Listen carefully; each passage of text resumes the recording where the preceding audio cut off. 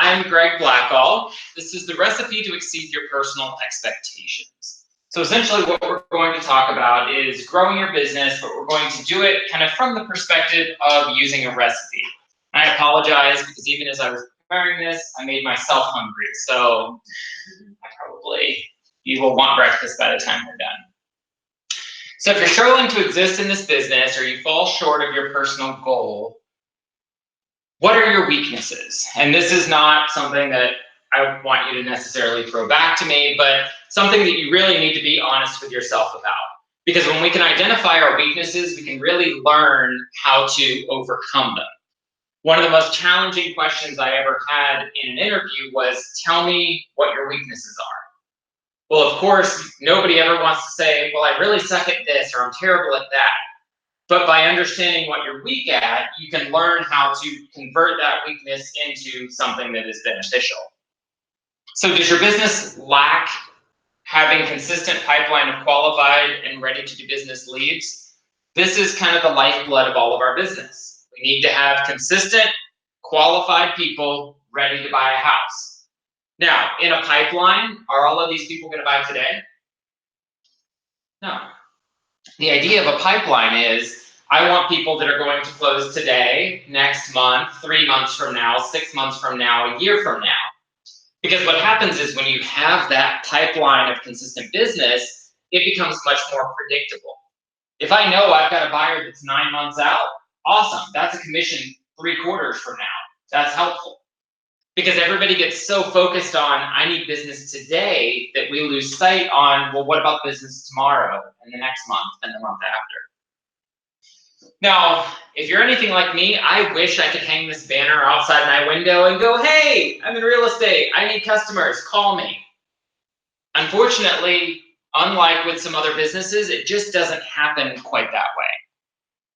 So again, we need to have that consistent pipeline. And then do you have thoughts of doing more in your business, but avoid taking the action on the alternative methods? Now, I will have to admit that this has been me at various points in my real estate career. I sit there and go, you know what, if I had this, or if I could do that, I could totally make a difference in my business.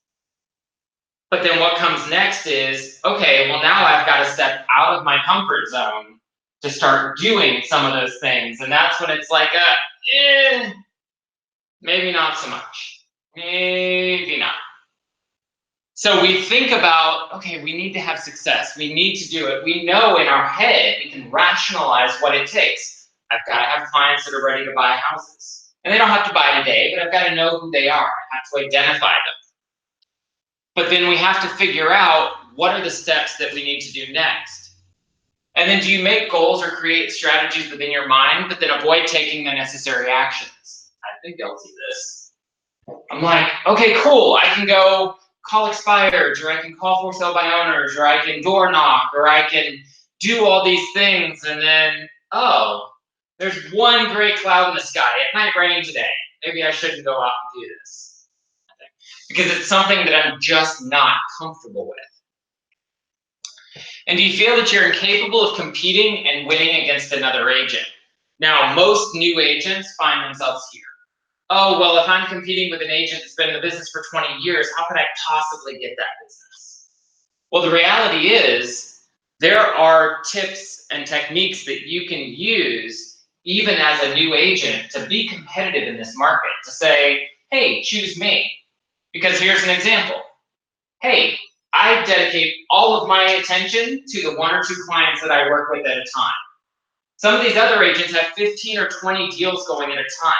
The level of attention you're going to get from me will be 100 times better than whatever that other agent can give you. Now, they don't care that you're not necessarily experienced because you have the leverage of Florida Luxury Realty behind you. You have awesome brokers. You have great other salespeople. You know, there's a lot of things that we bring to the table to put behind you. So it isn't just about, hey, I've only been in the business 3 weeks and I don't know what I'm doing. The reality is you do, because you've got the power of the people behind you. So it's just finding those techniques to be able to position yourself in a way that makes you marketable to the client that you want. Now, at some point, and if you haven't gotten here yet, I promise you that you will, you'll find yourself at this crossroad where you say, is real estate really the right choice? Like, what did I get myself into? I'm spending all this money every year to have a real estate license. What did I get myself into? And I promise you, I've probably been here, I don't know, at least 2 or 3 times where I'm just like, got 90 days, I haven't had a closing, you know, I got bills that are due. Am I really doing the right thing, or should I go get a job? You know, where I've got a paycheck every Friday, that kind of thing. So the decision really comes into knowing yourself. And so a lot of these are kind of hypothetical and rhetorical questions that I really want you to kind of digest and think about, because real estate is not for everybody. And if you've been in any of my classes, you've probably heard me say this before. Real estate is the easiest job in the world to make minimum wage, and one of the toughest jobs in the world to make a doctor's wage. But you can do anything in the middle that you want. There are agents that regularly make $200,000 a year in income. They make it look pretty easy. It can be done. These people are not any smarter. They don't know anything more than I know. They don't have better companies. They just have better systems. So what we're going to talk about is, how can you perform the strategic actions, master your peak skills, and exceed your goals? How many of you want to exceed your goals? Pretty good thing to do, right? Now, I should put a little caveat to this. You need to set reasonable goals. Because a lot of times people go, oh, I want to sell 1 house a year. That's my goal. And maybe that's good enough. But I challenge you to really set those goals that are going to keep you working, to give you something to strive for. A lot of times people cop out and go, if I can do 1 deal a quarter, that's okay. And maybe it is. But I challenge that for most of us, if you want to be a full-time real estate agent, I want at least a deal a month. Ideally, 2 or 3 would be even better. But if I can at least do 12 to 15 deals a year, you're ahead of the curve significantly. So our objectives for today's class, we're going to explore the 7 essential ingredients and the step-by-step success recipe in your business. We're going to identify the typical agent strategies that are the reasons that most continue to struggle in this business. We're going to show you how to improve your results by 25% or more on strategies that you're already using. We're going to help you understand and deliver a level of service that ensures that you're creating raving fans for the repeat and referral business. And then we're going to give you the perfect recipe that will forever improve the level of success you achieve. Sound like fun? All right, here we go. Now, did you know, this is from salary.com, in Tampa, Florida, that 75% of real estate agents make less than $50,000 a year. That $38,000 to $38,500, that's what most real estate agents typically make. 75%, so on the far side of the curve, 75% make 50 grand or less. Now, I don't know about you guys, but that's a lot of work for 50 grand a year. There are a lot of jobs we could go out and take, probably making close to 50 grand a year, where we don't have to work 6, 7 days a week, 12, 14-hour days. 12% make more than 100,000. So 1 in 10, that's a reasonable, being 1 in 10, that's not so bad. And 2% make more than 200,000. Now, in California or high market areas, this would be different. This is Tampa Bay specifically. So 2% make more than 200,000. I would love to be part of that 2%. I'll admit to you guys, I've never been there. I would love to. Maybe one day we'll get there. But how many of you guys would be happy in the 12% making 100 grand? It's pretty good money. There's not a lot of jobs out there that are going to pay you more than $100,000 a year. So 1 in 10. It's not so bad. That's not totally unattainable, right? So what are the ingredients to win and grow? You've got to have a strong purpose. You have to have a consistent and predictable strategy. You have to have a clear cultivation process, a strong closing strategy, world-class service, powerful repeat business and referrals, and a game plan that's scalable. Does Does that seem like rocket science? No. Is this something you guys think that with a little bit of help you could implement? Okay. Do you think if you did these 7 things, you'd be in the 100% or the $100,000 club? Probably more. So what is your purpose? We always talk about your big why.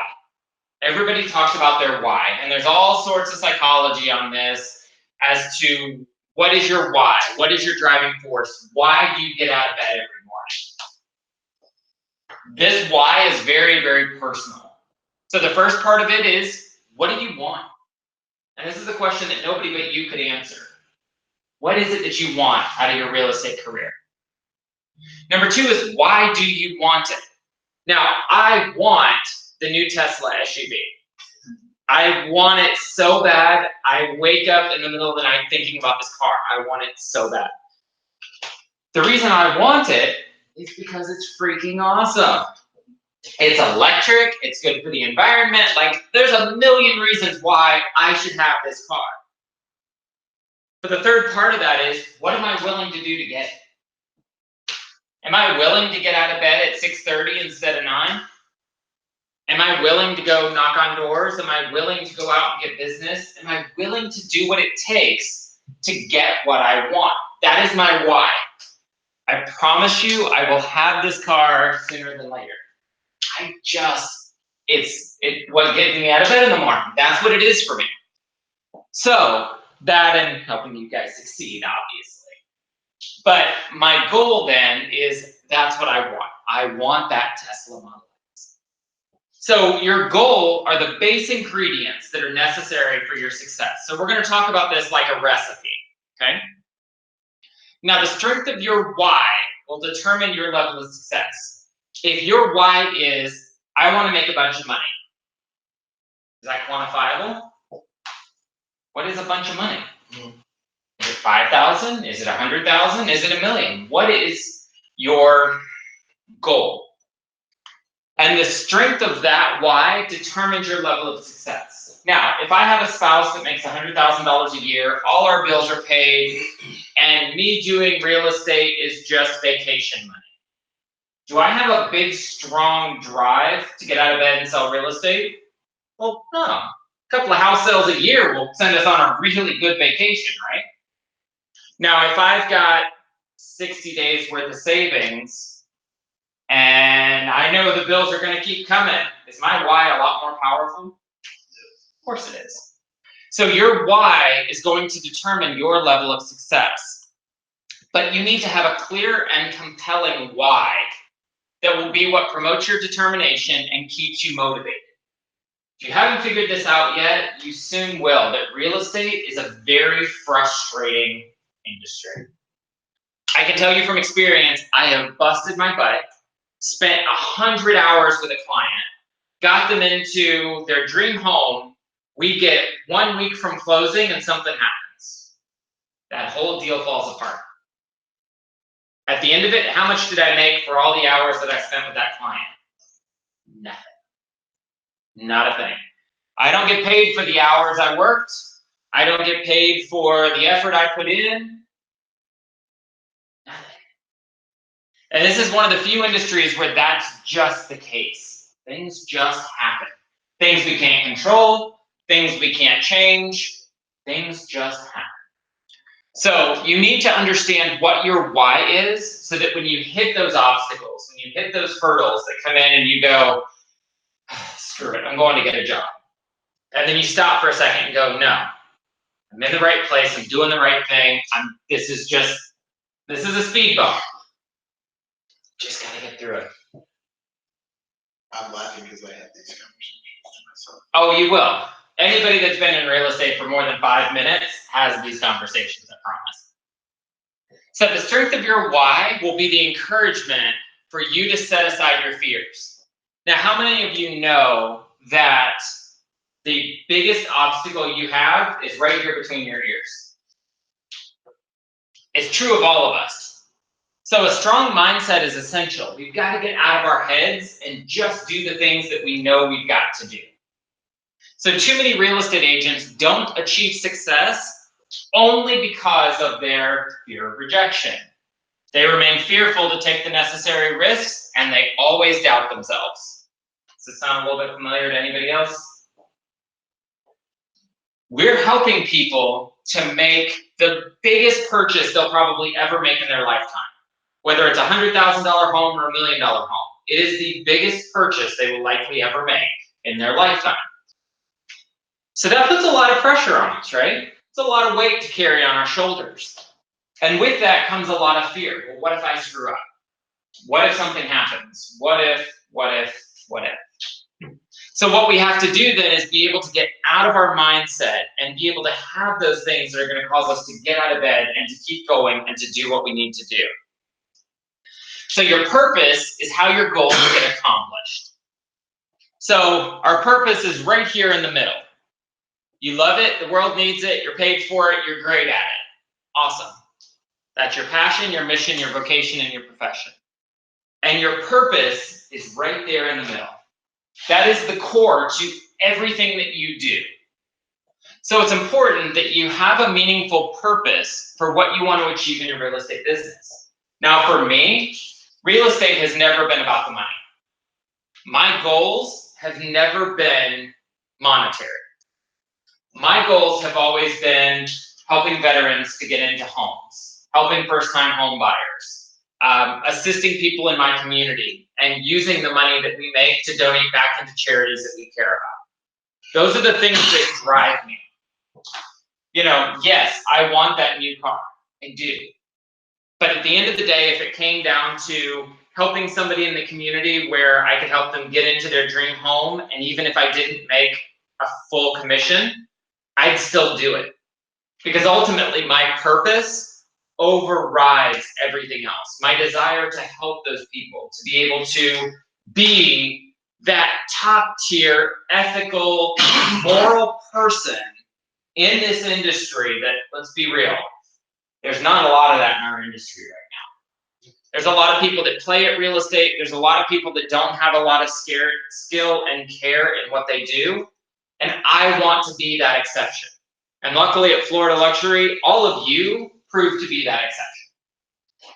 But understand your purpose. And then why is setting a goal so important?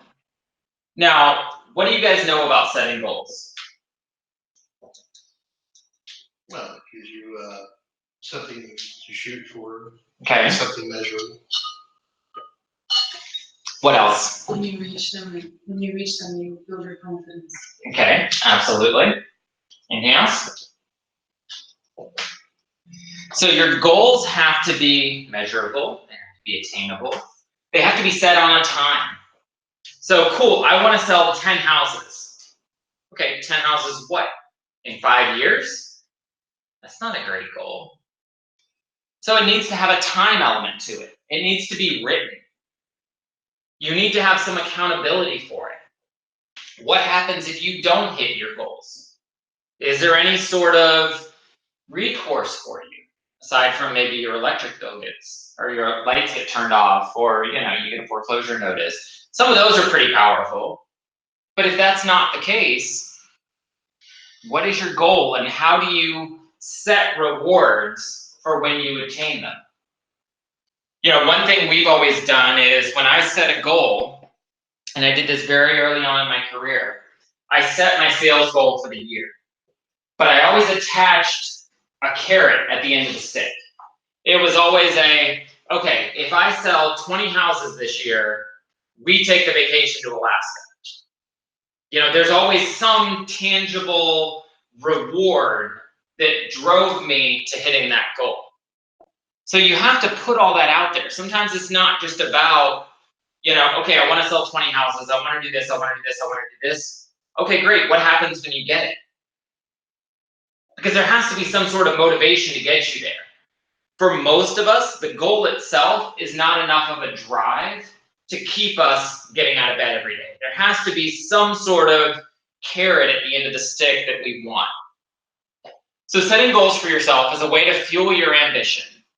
It's not just about creating your plan and holding yourself accountable, but giving yourself the inspiration to aim for the things that you never thought possible.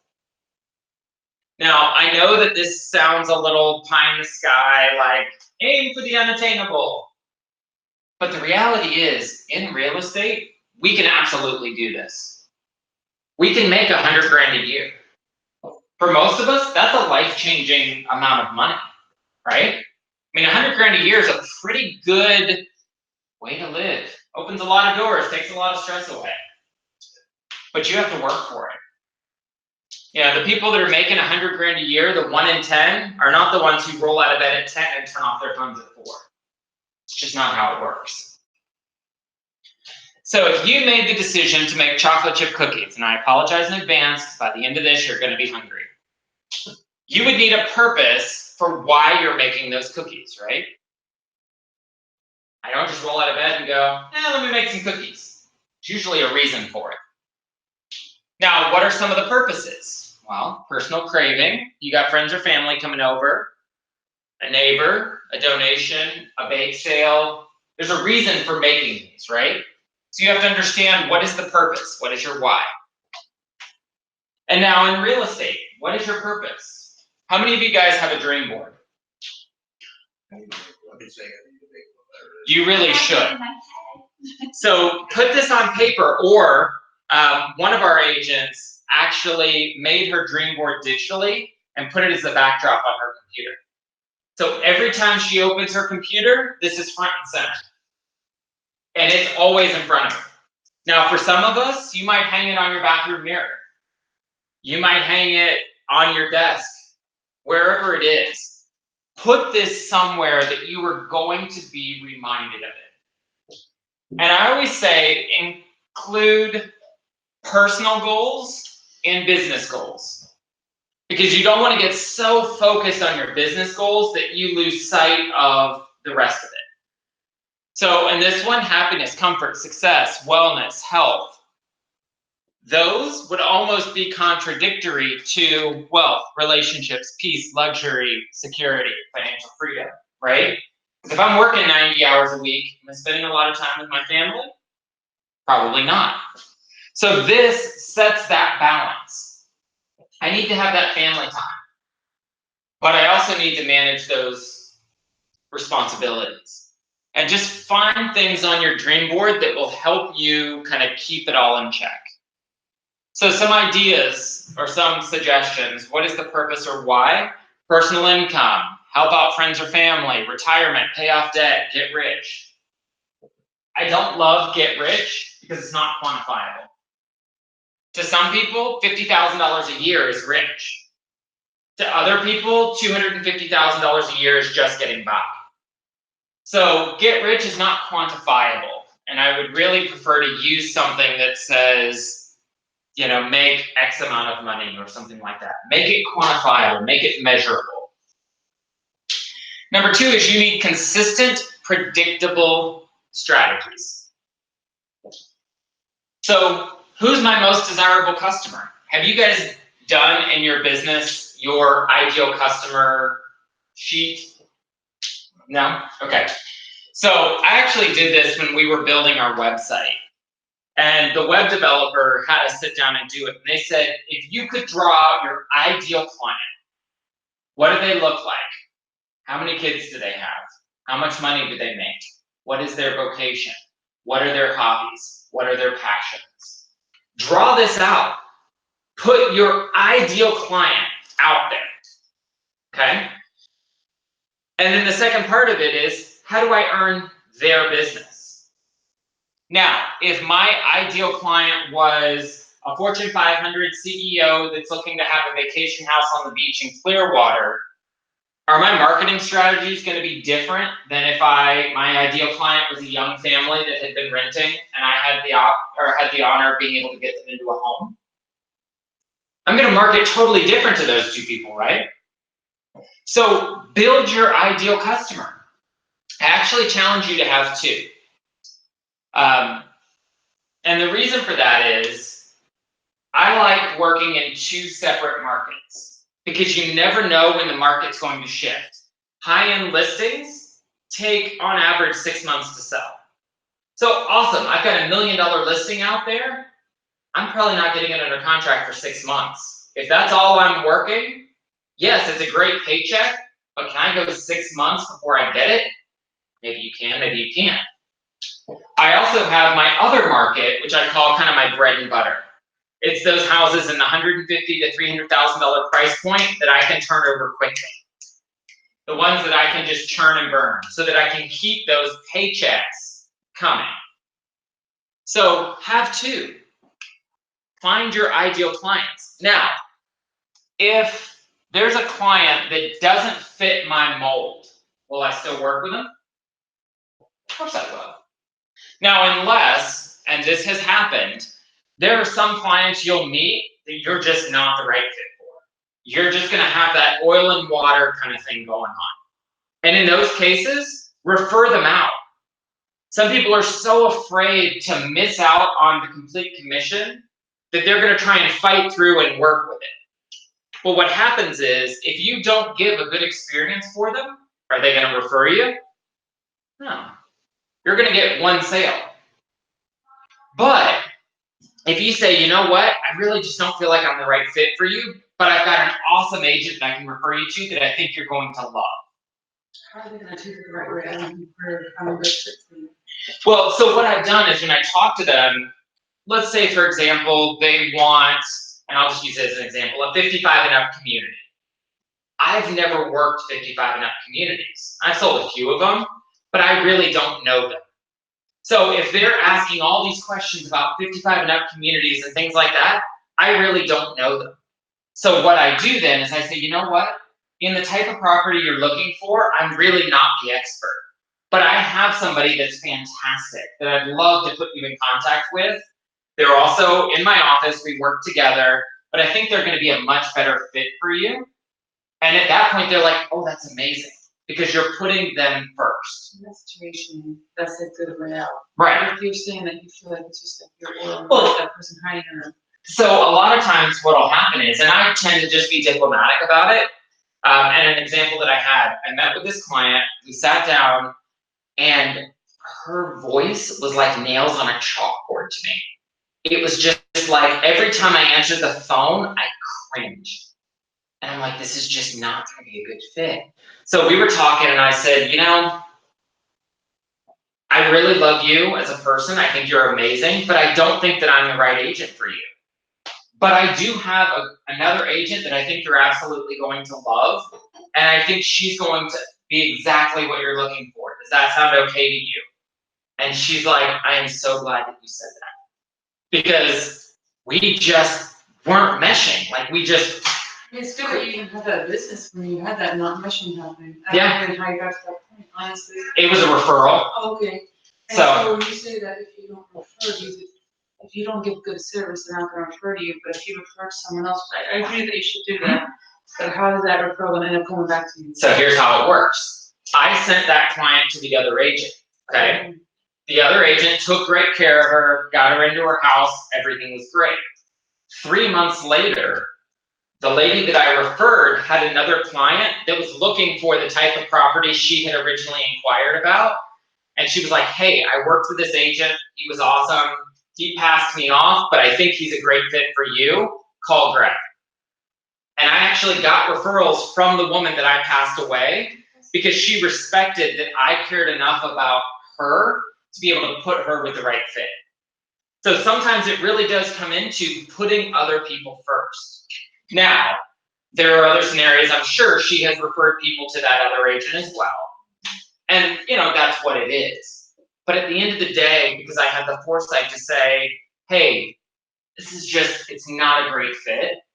Let me put you with somebody you're going to love. And she did. She loved that agent. I swear they probably still have like dinner on Friday nights together or something. Like, they were perfect for each other. But it just wasn't right for me.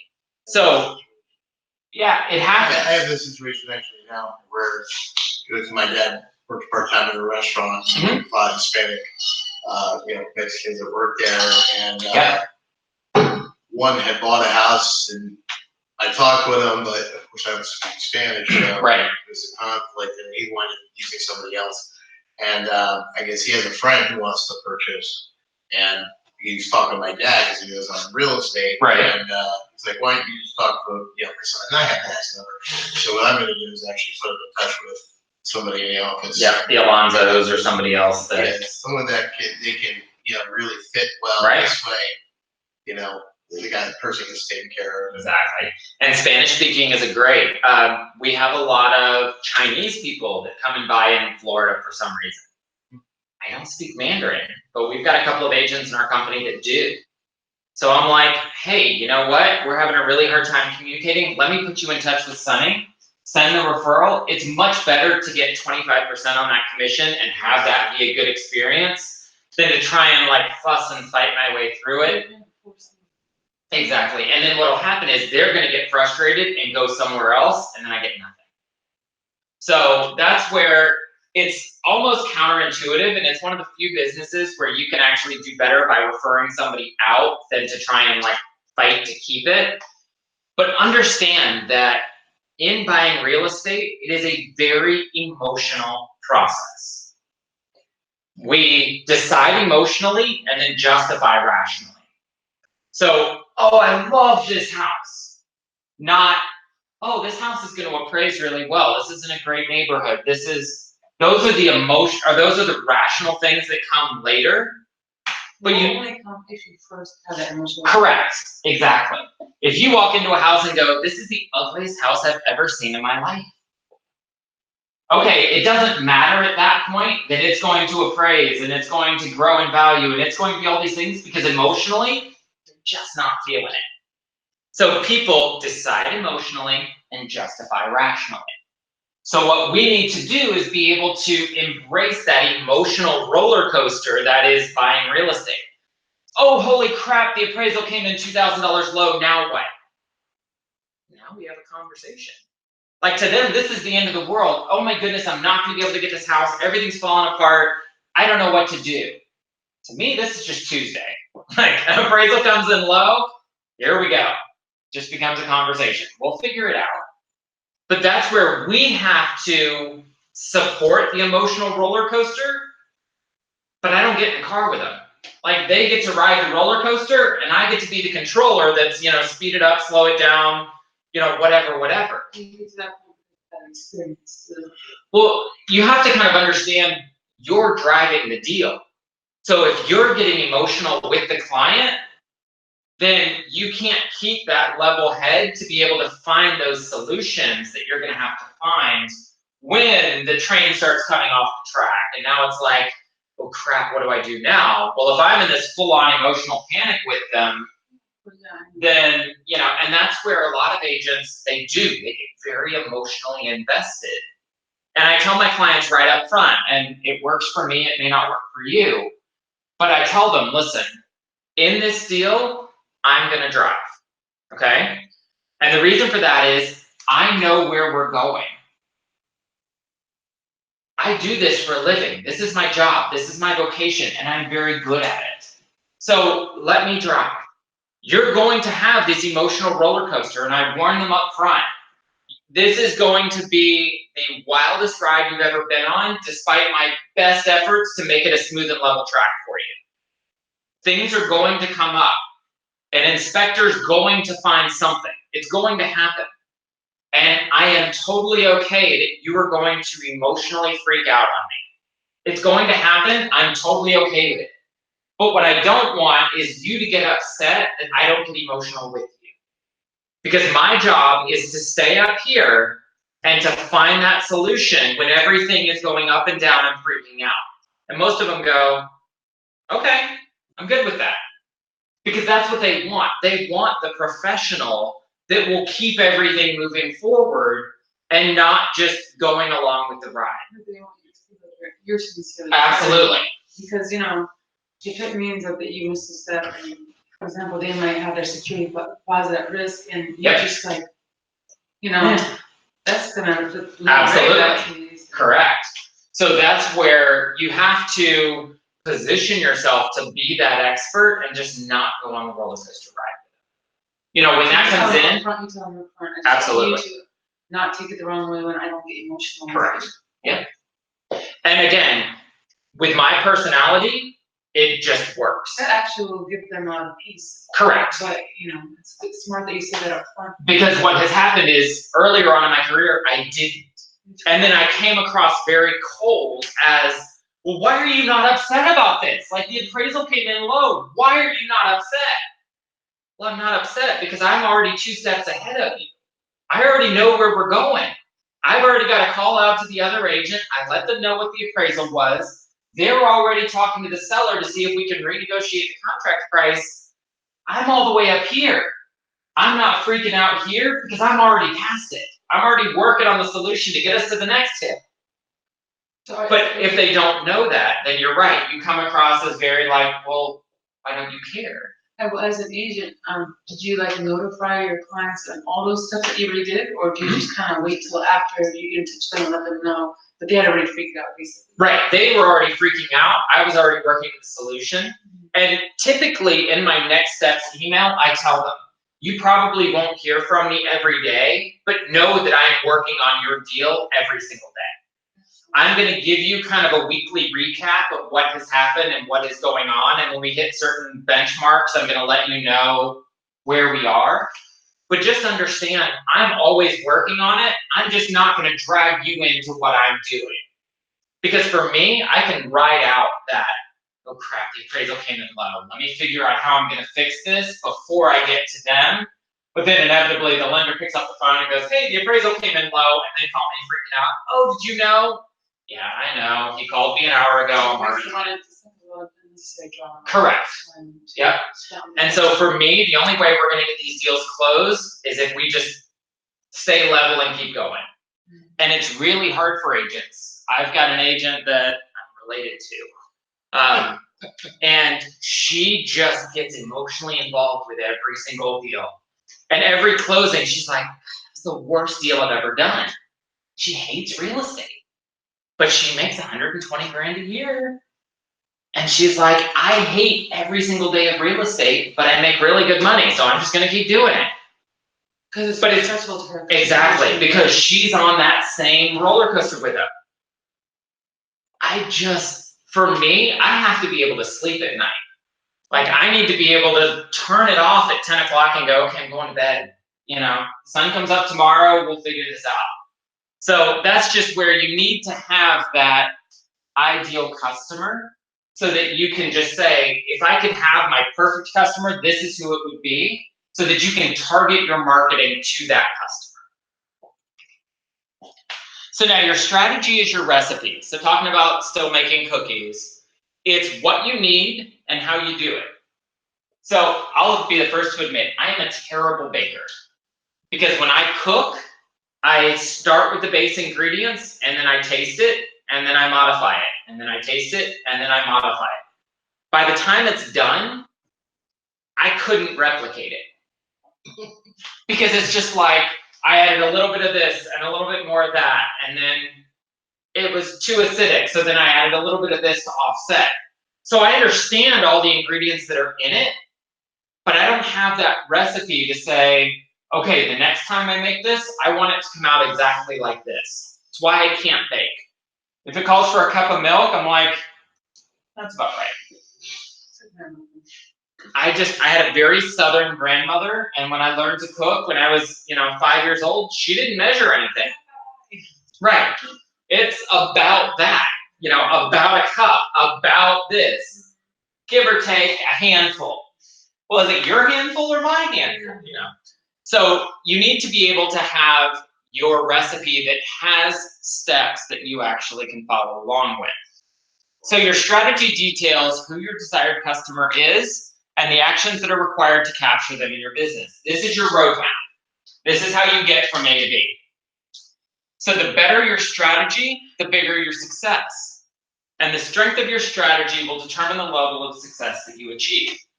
So you look at some of these high-producing agents. What is different between them and you? Their systems.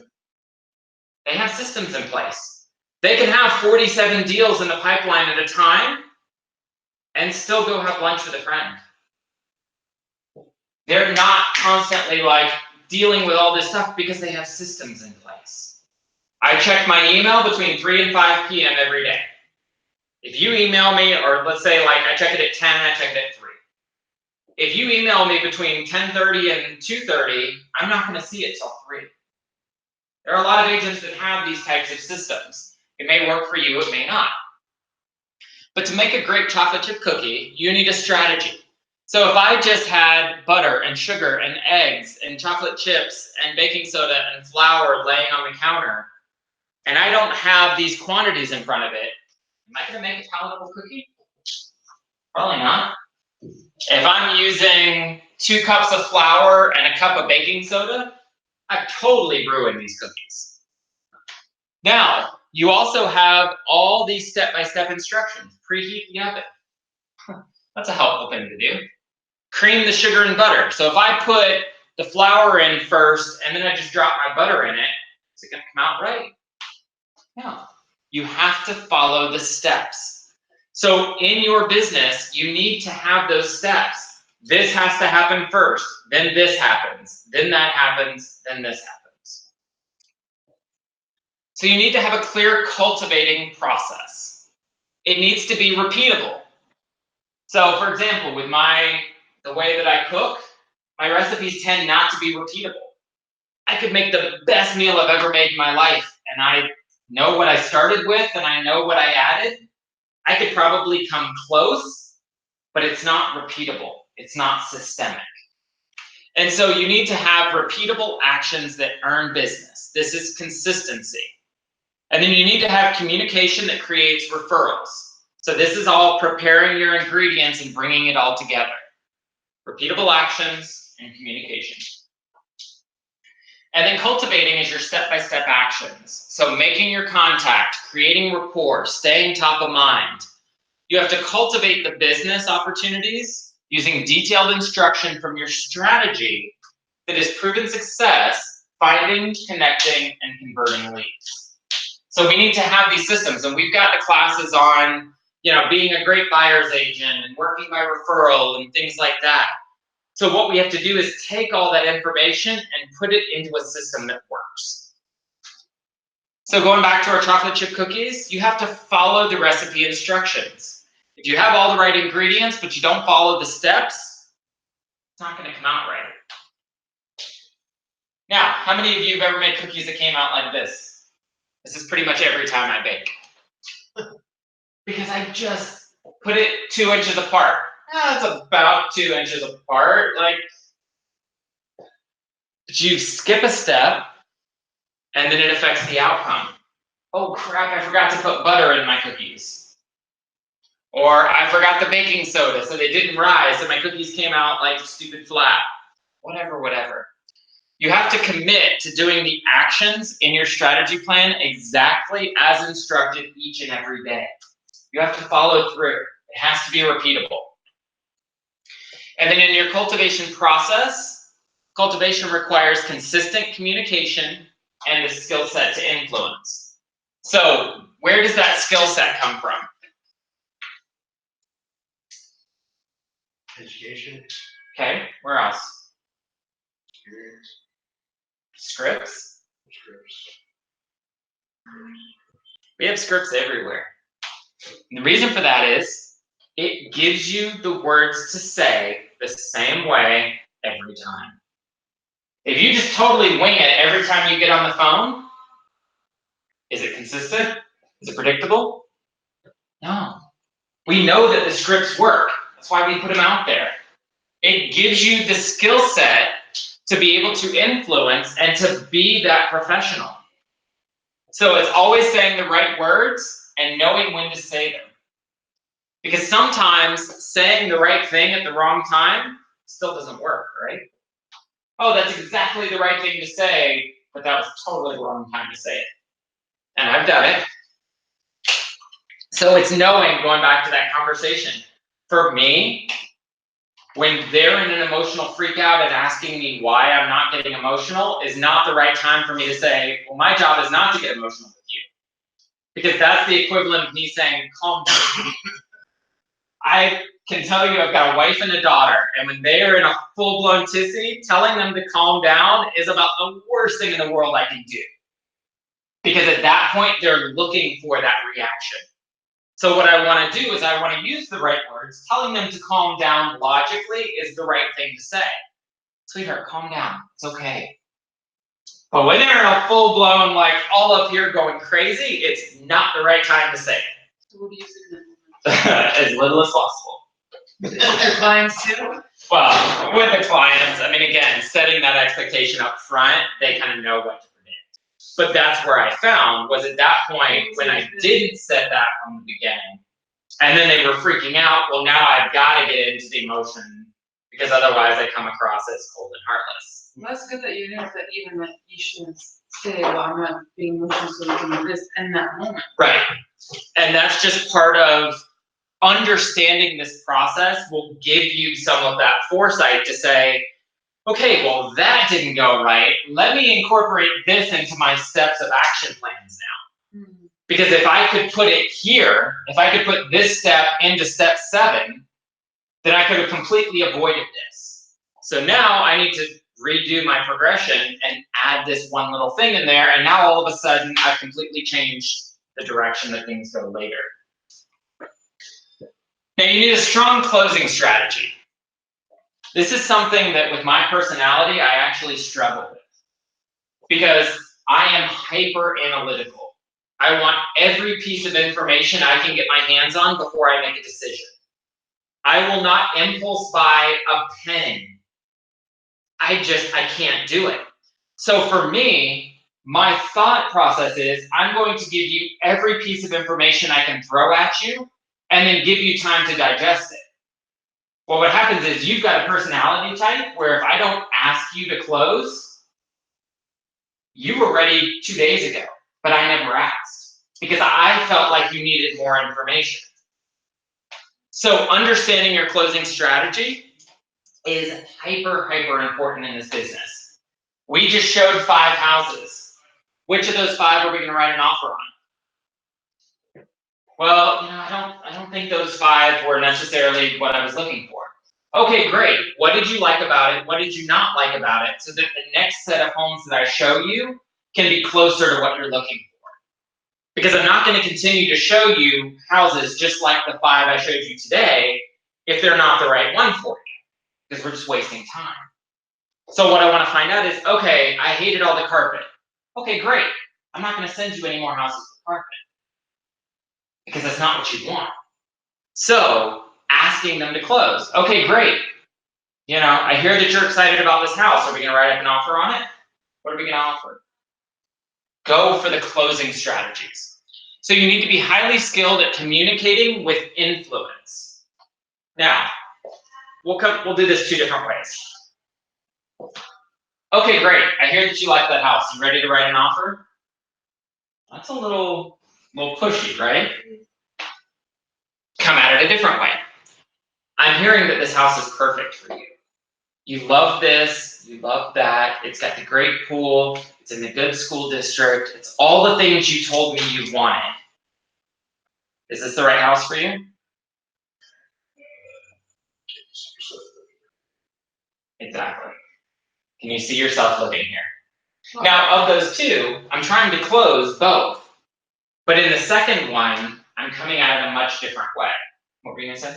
And all these kind of like verbiage is in the script, right? Whenever I try to go look on it, I have the links and I go Dropbox and open anything that don't come from me. When we wrap up, I'll sit down. We'll show them. So baking temperature and time. So your closing strategy, this is your baking temperature and time. So I followed all of the steps. I've got the oven set to 350. But do I put them in for 10 minutes? Do I put them in for 20 minutes? How many of you guys realize there's a difference in 350 and 450? There's a difference in 8 minutes and 12 minutes. It's the difference between perfect cookies and charcoal. That's effectively the same thing that happens in real estate, and really in any sales industry. You have to be able to communicate with the influence to say, we're going to go in at 350 degrees, and we're going to go in for 10 minutes. Not stick everything in the oven and hope for the best. And I kind of feel like in real estate especially, a lot of people go in and go, let's just submit this offer and see what happens. Well, no, let's be specific about the offer we're making. Let's find some comparables. Let's have some rationale. Let's be deliberate. So to make chocolate chip cookies, you need closing. You've got to bake at the right temperature and time. So if you don't bake at the right temperature for the right amount of time, you can't successfully make the cookies. Now, some myths. People will choose me if I show them that I'm the best agent, right? There's a lot of agents that say that. If I can show you that I'm the best, you're going to choose me.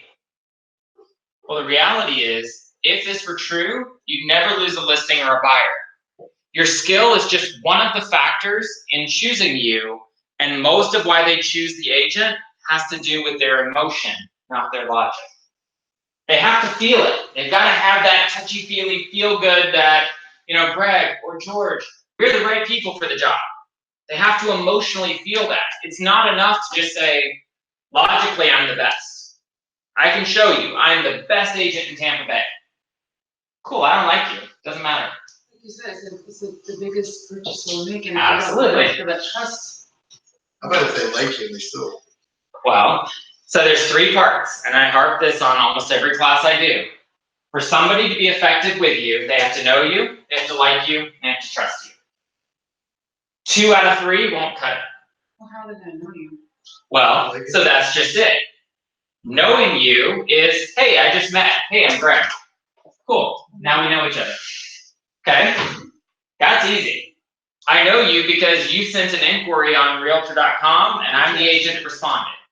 Now we know each other. You know that I exist in the world. I thought you meant like knew you as to experience. Well, that's where the like you and trust you part comes in. Okay. Because we just met. Do you know anything about me? No. Do you know if you like me yet? Probably not. Do you trust me? Certainly not. We just met 10 seconds ago. You don't know anything about me. So what's going to happen is now I'm going to take you, I'm going to show you some houses. I'm going to present myself and this house in a way that you are going to decide, do I want to continue working with this guy or not? Mm-hmm. And then when I present that information in a way that appeals to your emotional desires, your big why, and we talk about this in the buyer's agent class, I need to get to your big why. I need to understand what drives you. Why do you want a new house? Oh, we're expecting a new baby and we're in a 1-bedroom apartment. Okay, cool. Now I know your why. So I walk in and go, hey, this room is set up for a nursery. How awesome is that? I've already plugged to your why. I've already got you thinking in the right way. So your skill is just one small reason as to why they want to work with you. So tips for mastering some closing skills. The ability to read people. If you guys haven't done the personality class, we've got it on YouTube, and the next time it comes, I think Dan teaches this for the most part. I highly, highly recommend it.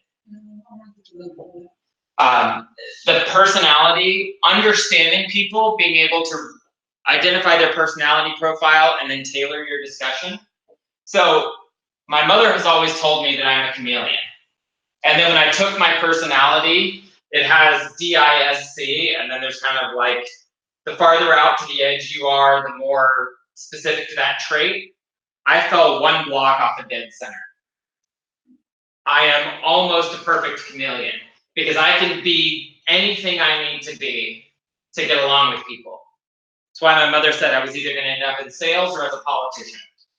Because it's just, she called it when I was 2 years old, and it has 100% been true. The second part is the ability to negotiate. Every single thing we do in real estate is a negotiation.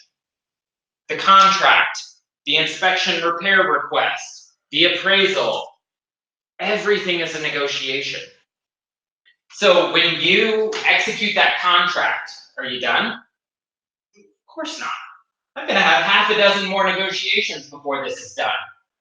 So if you're not a world-class negotiator, and I will tell you, I've been up against other agents, whether I was on the listing side or the buyer side, where I totally steamrolled them and got my client exponentially more than they realistically should have. Because I figured out that the agent on the other side of the deal had no idea how to negotiate, and it became a game of poker. I won. Because ultimately I'm representing my client. sounds awful, but I don't really care about the client on the other side of the table. That's their agent's problem. So with all these steps, number 2, the negotiate, how do you, okay, to read people, confident, knows, but how do you learn how to be a good negotiator? There are classes on negotiation. There are books on being a negotiator. Basically, like figuring out what battles to choose. Correct. Yep. So a lot of being a world-class negotiator comes into knowing who you're up against. That's why you know personality. Correct. Okay. So if I know what I'm up against and the other agent is very soft-spoken and, you know, I can get up over the top, I'm going to win every day. Sounds awful. But what happens is, every once in a while, I have that really quiet, like I totally misread them. I get this totally quiet, and I put in the all-in bluff. And they call my bluff. Crap. Totally read that hand wrong. So, being able to read people is vitally important to being able to put your client, because ultimately what you have to understand is, your buyer and your seller never interact with each other. 99% of the communication is the buyer's agent and the seller's agent. So everything that's happening is two parties that really don't have anything to do with the deal other than we're representing them. So if we have agent A that is an awesome negotiator, knows real estate, knows how to play the game, knows what they're doing, and agent B who is just like, oh, this is my brother's nephew who got his real estate license a week ago and has no idea what he's doing, you're in a position to win. So ultimately, that's kind of what we have to think about is when you close, just understand what side of the deal you represent and work for it. Be confident. Confidence, fake it till you make it. Sounds awful, and I tend, okay, so if you asked most people about me, they're either going to say that I'm confident or I'm cocky. And it just depends on how well they know me. Because if they know me well enough, they know that I'm confident because I have the skills and knowledge to back up the swagger. If you don't know me, you're going to think I'm cocky and arrogant. Because I am confident. Because even if I don't know what I'm doing, you better believe nobody else in the room is going to know it. It's just part of my personality. It's part of understanding my personality. Now, I'm not a high D. I'm not that domineering lion in your face. You know, I'm going to come at you with a machete. I'm the surgeon. I'm going to come at you with a scalpel. But that's my personality. So when I come up against those high Ds, which are the dominant personalities that are like all up in my face, okay, cool. I'll sit there, I'll listen, I'll wait. Make a little cut. I don't have to come at you with a machete. I can go death by 1,000 cuts. And it's just, and that's a very extreme example. But I'm just saying, understanding the personality and knowing how to position yourself, you know, sometimes I might be that high D that has to come out and say, no, look, my buyer is not going to do this. This is the seller's responsibility. Get it done. So with that personality lecture, like teaching about that, Mm-hmm. does it tell you how if you were facing a line? Absolutely. Yep. So it's identifying what personality you have and then what tactics and skills to use when you're facing somebody with each of the other personality traits. Absolutely. I think with in sales, we have to be able to look inward, know what we are, what we're capable of, and then what the other personalities are capable of and how in order to handle them. So sometimes, you know, aggression or non-aggression, sometimes I run into situations where I know that these person's got a big head. So I have to play to that. Oh, absolutely. Play to the ego. They're in control, but subtly plant certain things. Make it seem like it's their idea. Like it was their idea. Absolutely. You got it.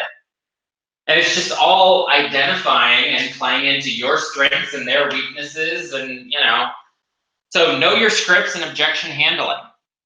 Part of being confident, part of being able to negotiate, part of the ability to read people comes into your ability to handle objections. Because objections come up. Hey, Mr. Seller, this house has drywood termites and I need you to do a $2,000 treatment to tent this house. Wait, what? $2,000? Okay, well, here's the problem. This house has termites. My lender is not going to give a loan to my buyer for a house that has termites. So your options are, you either make this a cash-only purchase or you suck it up. But here's what I can do.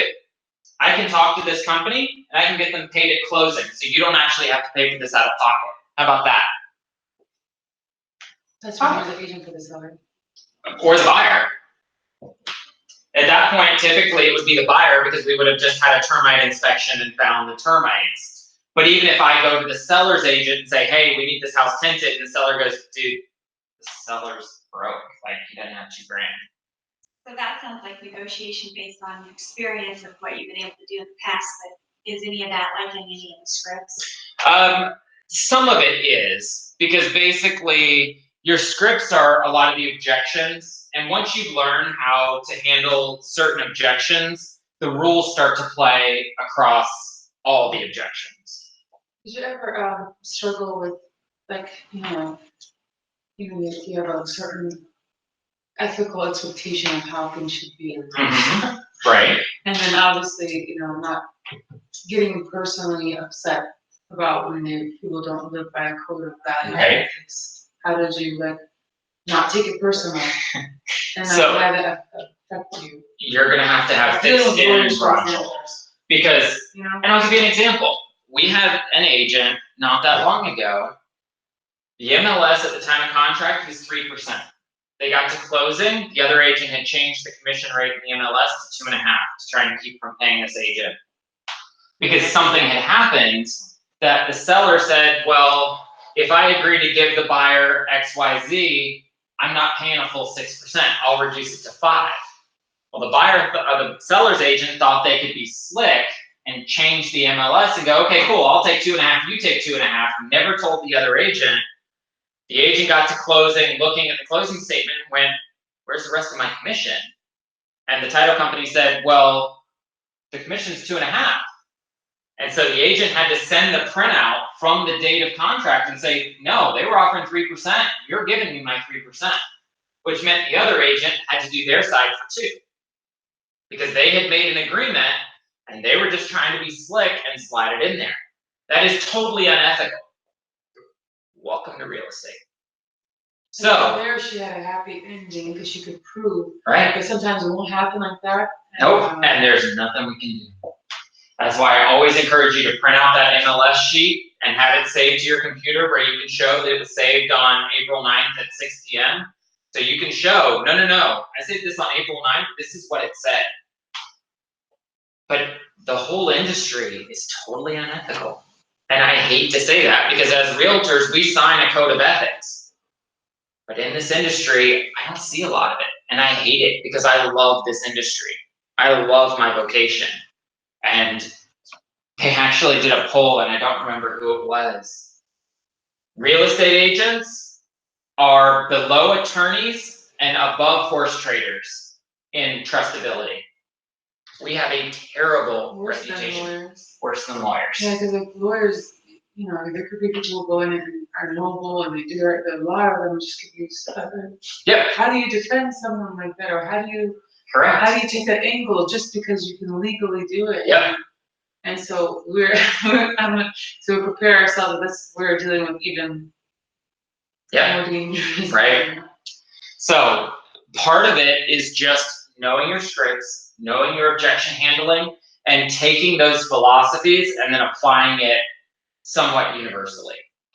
So your objection handling with listings, or objection handling with buyers, or objection handling with whatever it is, working through those objection handling concepts become applicable so that you will go, oh, I remember that objection. It's not 100% fit, but I can apply it here and get through those scenarios.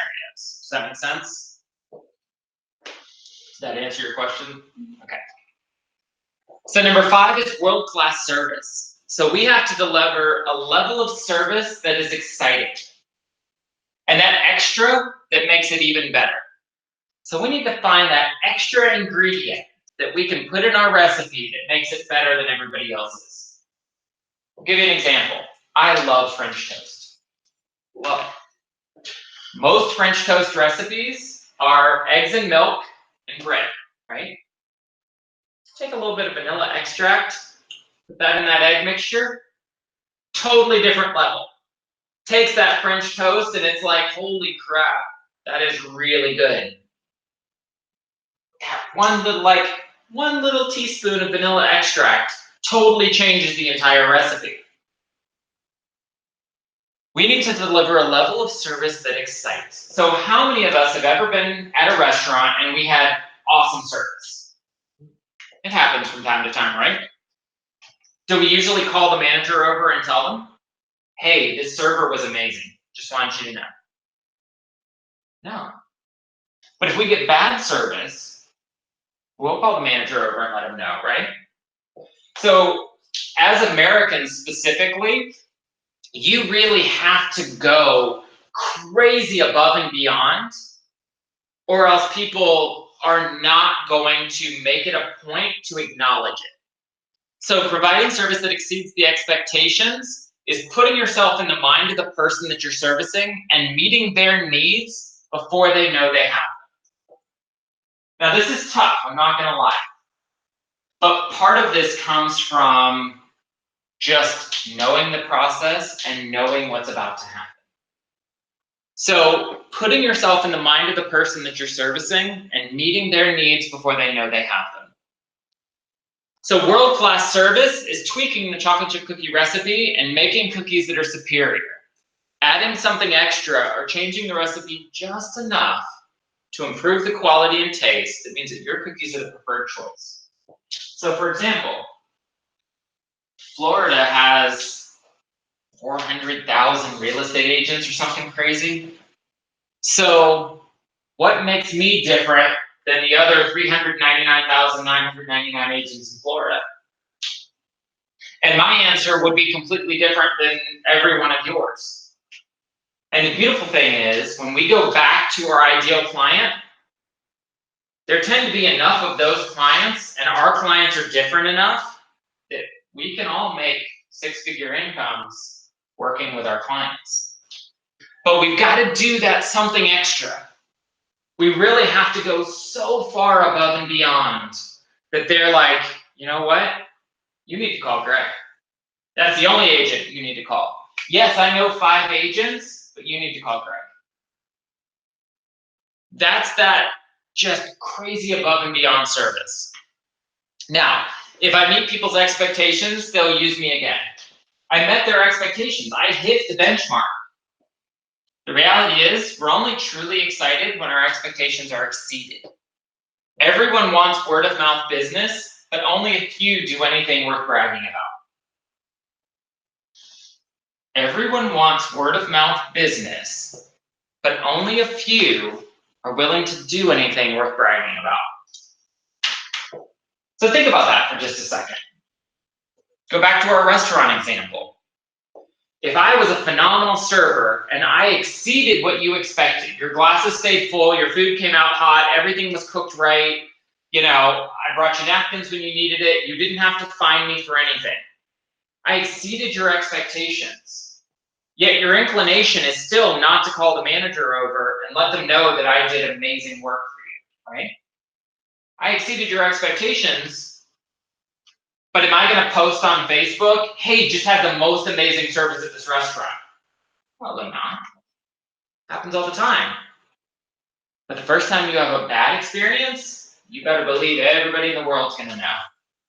So we really have to position ourselves in such a way to say, we need you to be so excited by the time this process is done that I want you to refer me at least 2 people you know by the time we're done. I actually set that expectation because I do tend to work by referral. I always told them, I'm going to provide a level of service to you that by the time we're done, I want you to refer 2 people you know that you hear that are going to be looking to buy or sell a house by the time we're done. Is that fair? And what happens is, when these people, because they're in the process of buying or selling a home, they start hearing the word real estate everywhere. Because it's what they're focused on. Because it's what they're focused on. For me, with my Tesla, you better believe if there's one within 100 yards, I see it. Because that's where my brain is. So, what you don't want is to wait until they're in their house, they're getting settled, they're getting done, to ask for the referral. It's something we do completely wrong. Well, I think some people must think, oh, you know, we have to have community, because obviously there's a very stressful experience. But I really like the way you said it, propose it from the beginning. Yep. So, because once they get in their house and get settled, they're not thinking about buying or selling real estate anymore. They're thinking about decorating. They're thinking about buying furniture. They're thinking about putting in a pool. They're thinking about 50,000 other things that come next. And I have missed that window of time where those referrals are most likely to occur. So the powerful repeat business and referrals, you've got to create 5-star rating fans. They have to be super excited about what you're doing for them to get them to refer you. So then how do you deliver service after the sale? Get a testimonial video. Video is becoming the way of the world. We need to be doing video text messaging. We need to be doing Facebook Live videos. We need to be getting video testimonials. Because, and I hate to say this, my daughter is 12 years old. I don't know that we're gonna have text by the time they get to adulthood. It's all gonna be face-to-face video. It's gonna be video chats. It's gonna be video messaging. That's what it is. We're gonna send photos. We're gonna send, audio recordings, whatever. These kids specifically don't want to write. Post-sale follow-up. Now this is important. I typically follow up with them a day, a week, and a month after their sale. So the day after closing, it's a phone call. Hey, just wanted to check on you, make sure everything's going okay. Do you need anything? Nope, all good. Awesome. A week later, hey, you've been in your house a week, everything good? Yep, everything's awesome. A month, hey, happy 1-month anniversary in your house, how's everything going? Everything's great. Awesome. How many agents do you think do that? Not many. Because any time that I have done this, they're like, holy crap, that's awesome. And usually last time you'll hear from them like the day of the closing. Right, and then you never talk to them again. And then maybe randomly at holiday time. So a day, a week, a month. Set it in your phone. It's really easy to do. I saw a meme on Facebook the other day that it's like a little 4-part cartoon, and the first person goes, happy birthday! And the person's like, oh, thank you so much for remembering. And then in the third slide, somebody slides a $1 bill to Facebook. It's like the little Facebook balloon, and they're like, thanks for that. Because again, all these things are built in. I don't remember people's birthdays. But I can look on Facebook and go, hey, it's Tina's birthday tomorrow. Okay, awesome. Tomorrow, I remember to log in and send Tina a happy birthday message, or send her a card so that she gets it, next week or whatever. We have the technology to be able to do these things. Set the reminders in your Google Calendar. A year from when they close, set the reminder for, that day, but have it remind you 2 or 3 days before, so that you can drop a card in the mail. Hey, congratulations on your 1-year anniversary in your house. Hope you still love it. Here's an updated CMA to see what your house has done over the last year, whatever. Everybody has kind of a different system. And then you call them. So they get that card either like the day before or the day of, and then you pick up the phone and go, hey, just wanted to check on you. Just wanted to let you know I'm still here, haven't forgotten about you. Because again, that's how working by referral works. And then having client appreciation parties. I did this really well for about 2 years, and then I totally stopped, and I regret it terribly. Client appreciation parties, what you do is take all the clients that you closed in the last 6 months, because I tended to do it twice a year, and we made it pretty simple. My best friend, who was a broker, and I would go out. We'd go out to the Dunedin Causeway, set up our tent, bring the grill, bring the coolers, bring out the jet skis, and we just had a client appreciation party. hey, come hang out at the Causeway with us. We're gonna throw some burgers and hot dogs on the grill. You know, we're gonna have some sodas, some watermelon, blah, blah, blah, whatever. Just wanted to let you know we appreciate you. Come hang out. How much did it cost us? He and I split it, so it was maybe 50, 100 bucks a person. But our clients then, one, it's a reason to get clients together. So they're like, oh, Greg was your agent? He was awesome, wasn't he?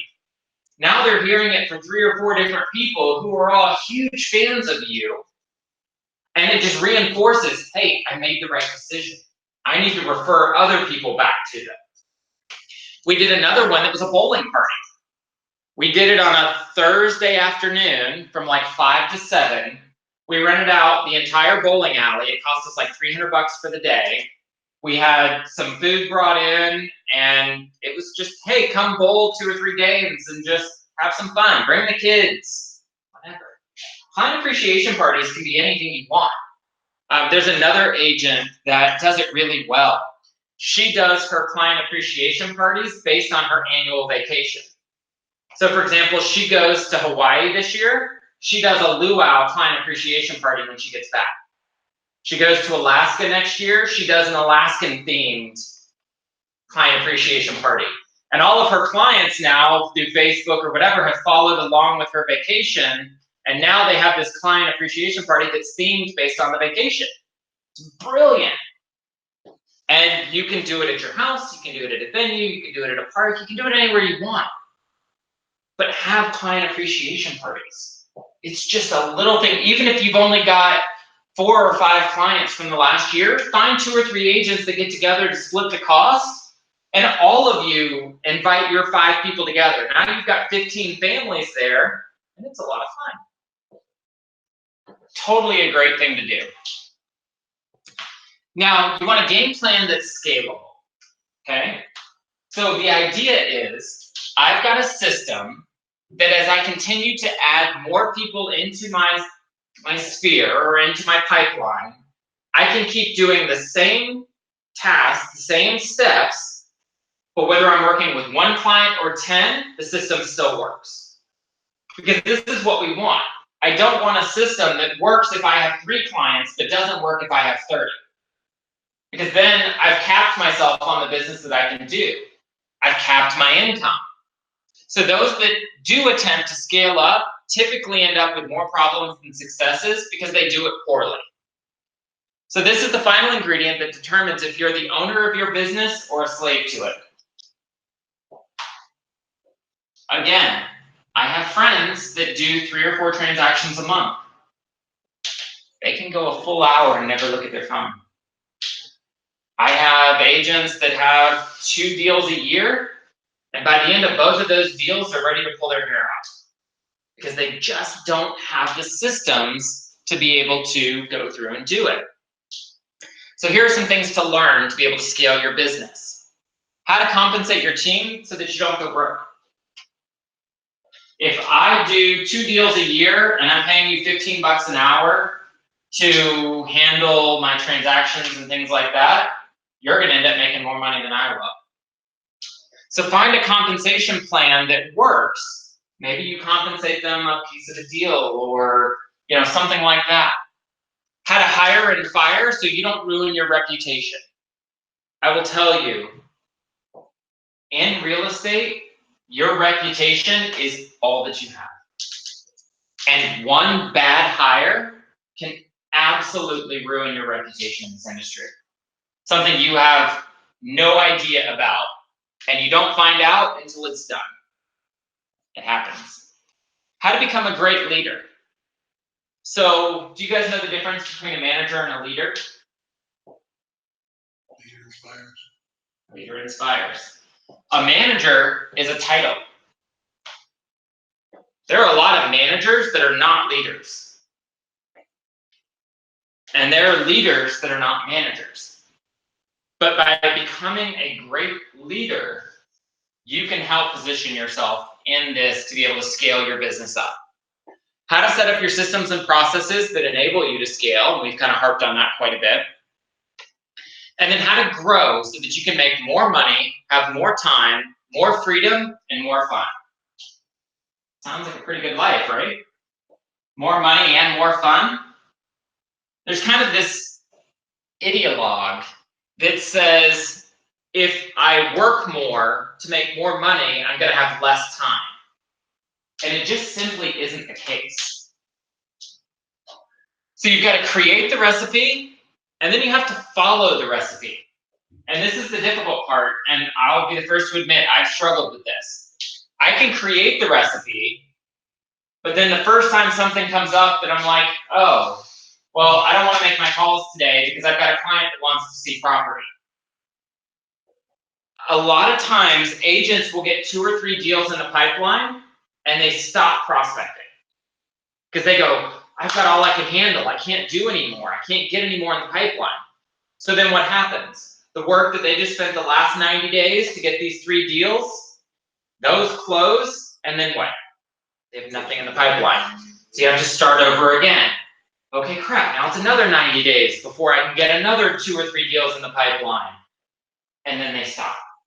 So what I say is when you get busy, that's absolutely the time that you keep prospecting and keep putting things in your pipeline. Because what most agents have is that, oh, I got a deal or 2 closed, now I don't close anything for 90 days. A deal or 2, nothing for 90 days. A deal or 2, that's 6, 8 deals a year. That's not terrible. But what if instead of having these huge dips and peaks and valleys, what if you could stay up here? You're still going to have the peaks and valleys, but you're staying at 70, 80%. You're not bottoming out. That's where a lot of these systems come into play. So you need to have all the right ingredients, and you need to follow the step-by-step instructions to be able to take those actions to build your skill set. Now, the other part of this is it doesn't happen overnight.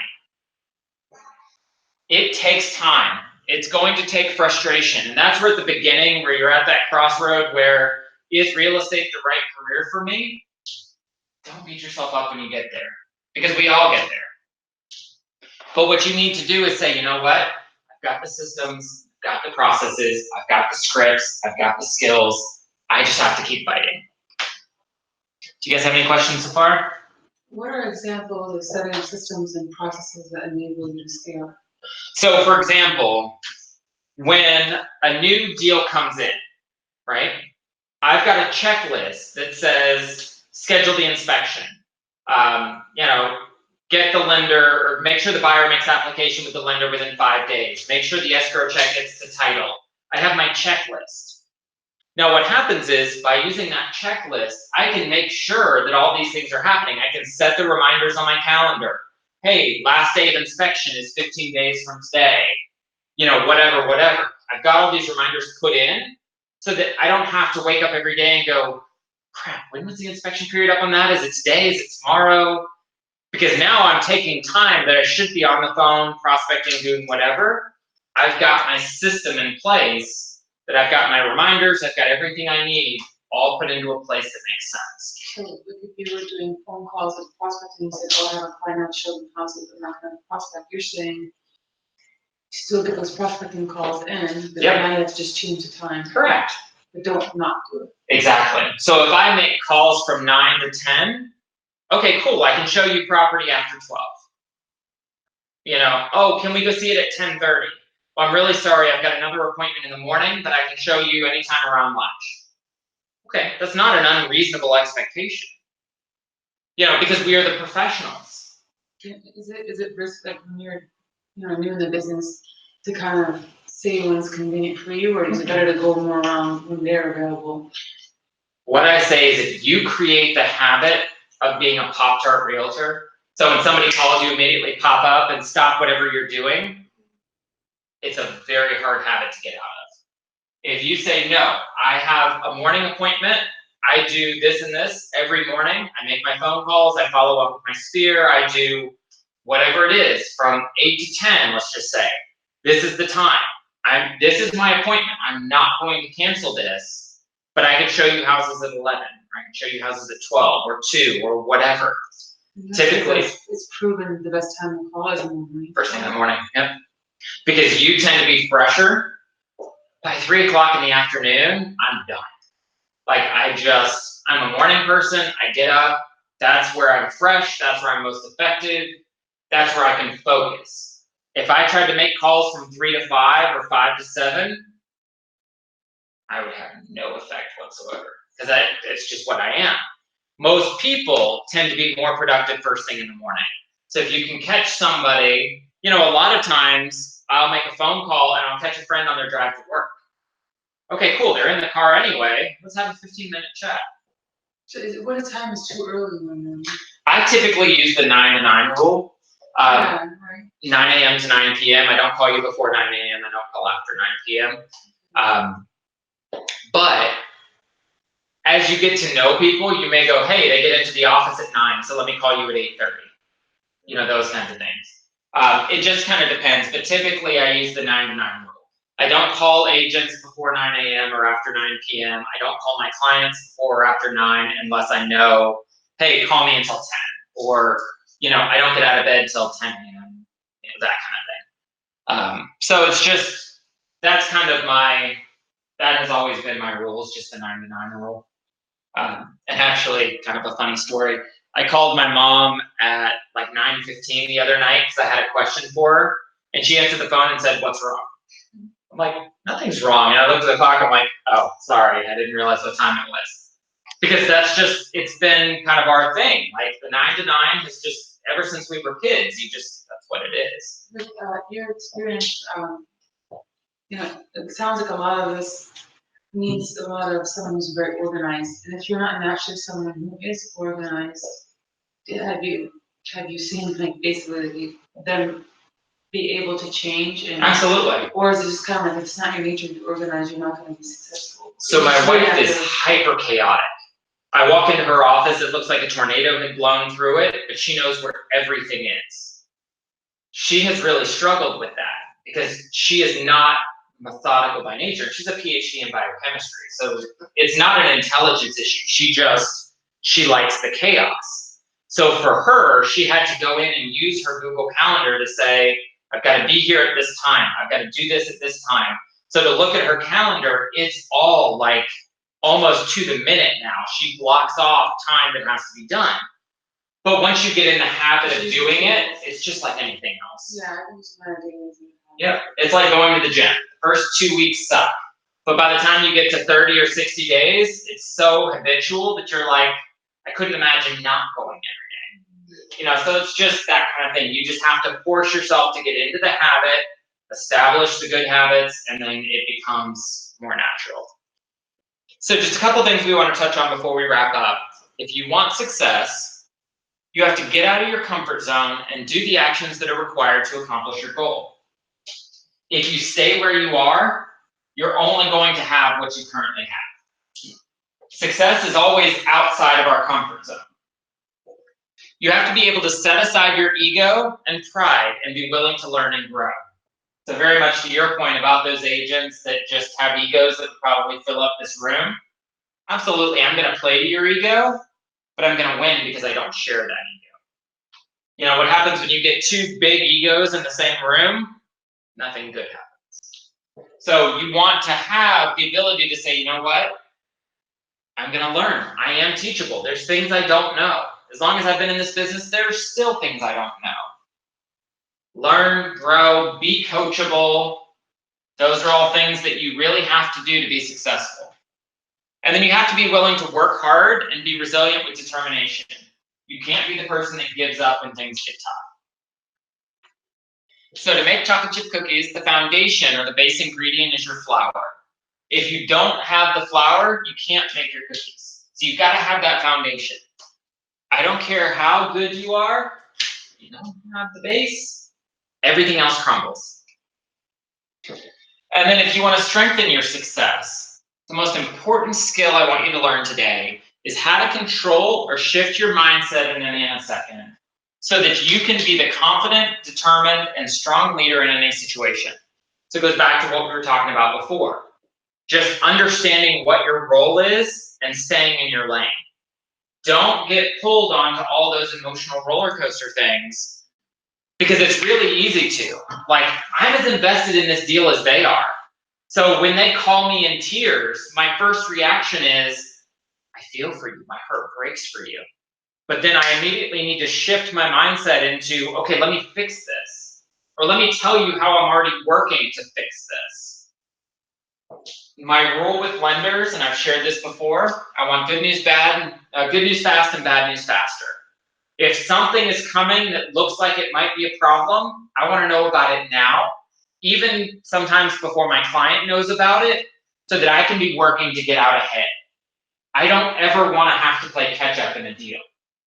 I don't want to get blindsided by anything. Now it's going to happen, but inspections. You think, hey, this house is perfect, and then all of a sudden an inspection report comes in and there's 50 things wrong that you were like, well, crap, did you inspect the right house? Like, you show up the house next door?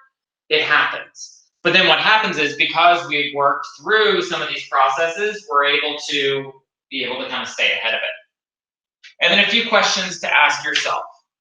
Who do I need to be in this moment to overcome this obstacle, have this conversation, capitalize on this opportunity, or to make this decision?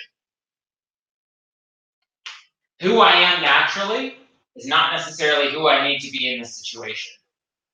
And this is a very tough thing for a lot of people to learn. For me, being the chameleon, it's something I've just naturally adapted to, something I've done since I was a kid. But I need to have a conversation with that egotistical agent. I know this is going to turn into a contest.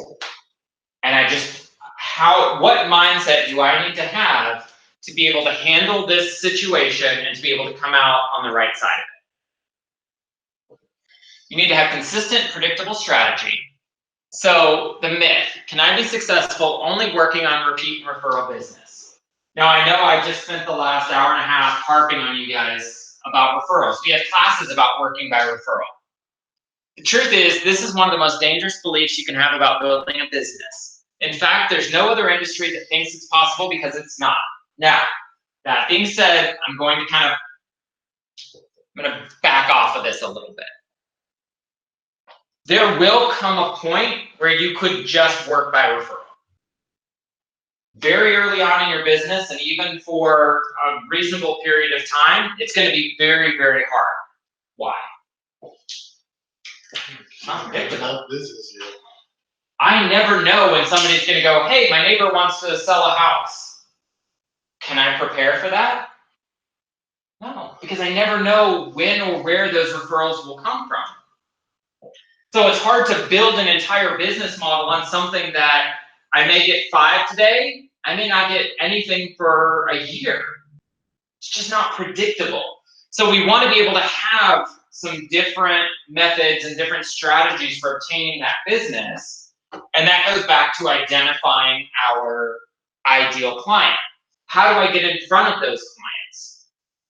Ideally, word of mouth referral will be part of it. And this should absolutely be a part of your business, even a significant part of your business. But it should not be your sole source of business. Does that make sense? Okay. And then why can't I be successful working repeat referrals? Because you can't control or predict when you'll get it. You can be able to influence it, and I challenge that if you do it right, there is some consistency to it, but it's just not predictable.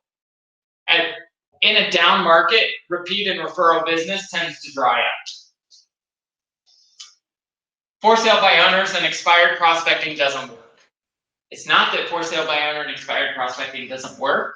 It's that your process doesn't work.